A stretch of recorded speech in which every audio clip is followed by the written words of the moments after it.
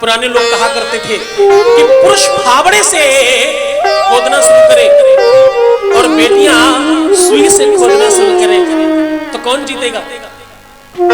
एक सुई की नोक से खोद रही है और एक फावड़े से खोद रहा है, कौन जीतेगा? कौन जीतेगा बताओ? बेटियां जीतेंगी, क्योंकि उनमें निरंतरता है, उनमें सौम्यता है, उनमें सहजता है। जो सामर्थ्य और जो सहनशीलता बेटियों में है वो पुरुषों में नहीं पाई जाती। आज बदलता भारत हम देख रहे हैं।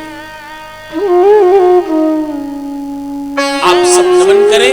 एक तरफ ये शिव महापुराण चल रही है और दूसरी तरफ भारत की प्रथम ज्योतिर्लिंग पर देश के यशस्वी प्रधानमंत्री अपना माथा पटक रहे हैं, अपना माथा नमन करके वहां प्रणाम कर रहे हैं। आज कल रात में भी वो वहां थे, आज सुबह भी वो वहां। देश की पहली ज्योतिर्लिंग है, 1000 साल संपन्न हुए इस ज्योतिर्लिंग को आज उसका उत्सव दिवस है। बारंबार नमन और बोले सोमनाथ ज्योतिर्लिंग भगवान की सोमनाथ जिसने 17 बार आतताइयों से, आतंकियों से, लुटेरों से अपने अस्तित्व की रक्षा करी।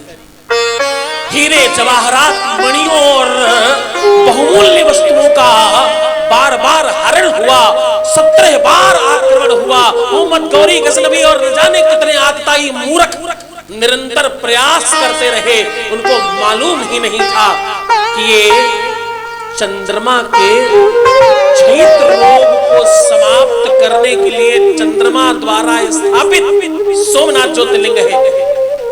15 दिन चंद्रमा घटता है और जितना घटकर पहुंचता है 15 दिनों में उतना फिर से वापस पहुंच जाता है। आज ज्योतिर्लिंग सोमनाथ अपने वास्तविक स्वरूप को पुनः प्राप्त कर गया। उस मूर्ख को यह पता ही नहीं है कि वो उस ज्योतिर्लिंग पर आघात कर रहा था, जिस ज्योतिर्लिंग को समाप्त करना देवताओं की बस की बात नहीं, इंसान की तो कौन ही कहे। हाँ, उस ज्योतिर्लिंग को तुम जितना काटोगे, जितना लूटोगे, जितना हरण करोगे, वो पुनः फिर से उतनी ही हो जाएगी। उसको ये वैशिष्टिक सौभाग्य प्राप्त है और सहिष्णुता का अद्भुत दर्शन है, सहनशीलता का अलौकिक दर्शन है। ये 17 बार आक्रमण ही नहीं, इस देश की प्रथम ज्योतिर्लिंग ने इस देश के कई प्रधानमंत्रियों से ना सुना है कि मैं मंदिर नहीं जा सकता। ये बदलता भारत है कि ज्योतिर्लिंग की पहली सीढ़ी पर, पहली ज्योतिर्लिंग पर देश का पहला यशस्वी और भारतीय प्रधानमंत्री वहां बैठकर अभिषेक कर रहा है, पूजन कर रहा है। हा? तो मैं समझता हूं ये सोमनाथ शौर्य यात्रा, ये सोमनाथ की दिव्य यात्रा, ये सोमनाथ की कृपा और करुणा से ही संभव है। भगवान सोमनाथ सब पर कृपा करें।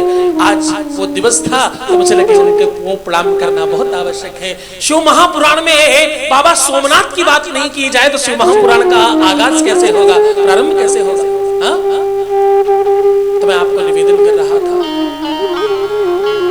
शिव महापुराण सूत जी महाराज कहते हैं, सौनकादिक ऋषियों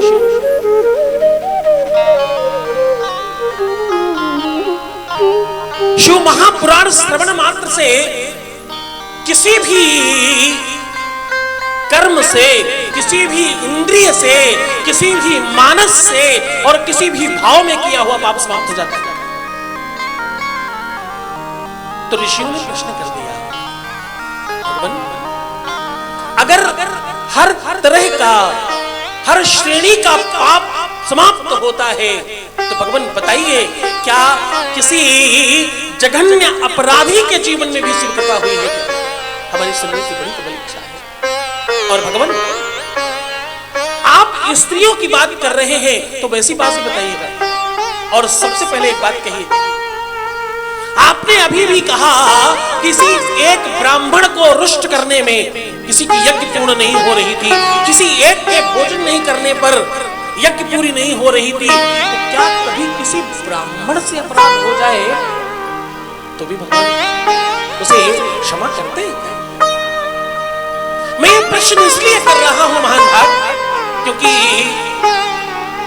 जो सर्वश्रेष्ठ श्रेणी पर बैठा है उसे अपराध करने की कोई इजाजत नहीं, उसको अलाउ नहीं है, वो नहीं कर सकता। जो जितना ज्यादा बड़ा है, जो जितना ज्यादा श्रेष्ठ है, हम उससे उतनी ज्यादा इच्छाएं और अपेक्षाएं करते हैं।